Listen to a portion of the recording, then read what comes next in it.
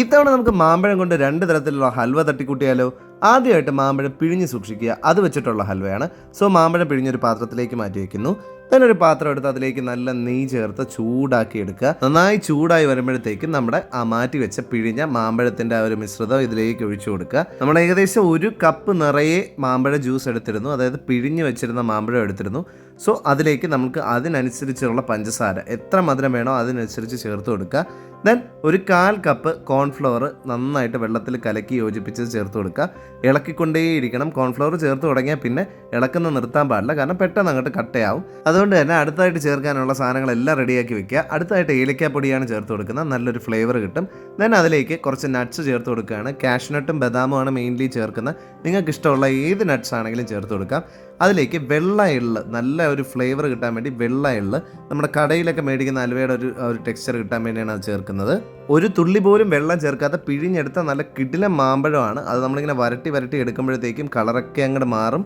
Then നമ്മളൊരു പാത്രം എടുത്ത് നെയ്യ് തേച്ച് അതിലേക്ക് വെള്ള എള്ളും കാഷ്നട്ട്സും വെച്ച് സെറ്റ് ചെയ്ത് വെക്കുക. സോ ആ ഒരു സെറ്റപ്പിലേക്ക് നമ്മൾ മെല്ലെ നമ്മുടെ ഈ ചൂടായിട്ടുള്ള ഹൽവയുടെ മിക്സ് ഒഴിച്ചു കൊടുക്കുക. നമ്മൾ കോൺഫ്ലവർ കുറച്ച് ചേർത്തിട്ട് പ്യുവർ ആയിട്ടുള്ള ആ മാമ്പഴം പിഴിഞ്ഞെടുത്തത് മാത്രം വിത്തൗട്ട് എനി വാട്ടർ കണ്ടൻറ്റായിട്ട് ചേർത്ത് കൊടുത്ത് അതിങ്ങനെ മെല്ലെ ഗ്ലാസ് കൊണ്ട് ഇങ്ങനെ അടിച്ച് പരത്തി കൊടുത്തു കഴിഞ്ഞാൽ ഷേപ്പ് ആവും.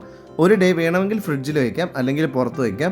എന്തായാലും പിറ്റേന്നാവുമ്പോഴേ നമ്മുടെ ഈ ഒരു സാധനം സെറ്റായി കിട്ടുള്ളൂ.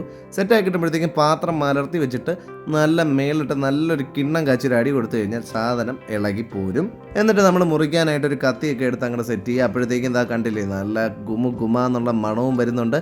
നല്ല കാണാനായിട്ട് നല്ല ടേസ്റ്റി ആയിട്ടുള്ള ഹൽവയാണ്. നമുക്ക് കാണുമ്പോൾ തന്നെ മനസ്സിലാവും. നമ്മൾ നേരെ കത്തി എടുത്തൊന്ന് മുറിച്ച് ഒരു പീസ് അങ്ങോട്ട് കഴിച്ച് നോക്കിയപ്പോൾ എൻ്റെ പൊന്നേ സ്വർഗം, എന്തൊരു ടേസ്റ്റ്, എന്തൊരു ഫ്ലേവർ. മാമ്പഴത്തിൻ്റെ ഫ്ലേവർ ഓരോ ബൈറ്റിലും കിട്ടും.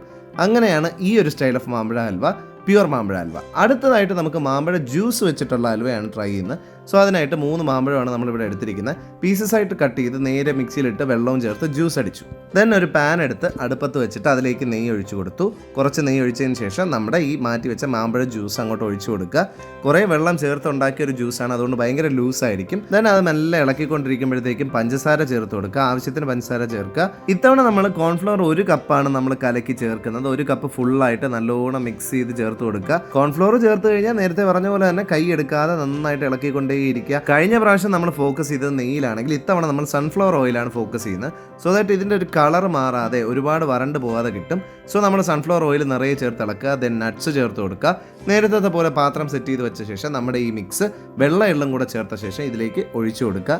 മെല്ലെ ടാപ്പ് ചെയ്ത് അതിനെ നല്ല രീതിയിലൊന്ന് ഷേപ്പ് ആക്കി എടുക്കുക. നേരത്തെ പോലെ നമ്മുടെ ഗ്ലാസിൻ്റെ ബാക്ക് വെച്ച് അടിച്ച ആ ഒരു ഷേപ്പിംഗ് ടെക്നിക്ക് ഉപയോഗിക്കുന്നതാണ്. നല്ലോണം ഷേപ്പ് ചെയ്ത ശേഷം വെള്ള എള്ളും കൂടെ വിതറിയിട്ട് നമ്മളിത് മാറ്റി വെക്കുക. നെക്സ്റ്റ് ഡേ ആകുമ്പോഴത്തേക്ക് ഇത് ഫുള്ളായിട്ട് സെറ്റ് ആവും. ദെൻ പീസസ് ആയിട്ട് മുറിച്ച് കഴിച്ചു നോക്കുക. കാണാനൊക്കെ ഇവനാണ് കുറച്ചുകൂടെ സുന്ദരനെങ്കിലും ടേസ്റ്റ് എനിക്ക് ആദ്യത്തെ ഹൽവയാണ് എനിക്ക് കുറച്ചുകൂടെ നന്നായിട്ട് തോന്നിയത്.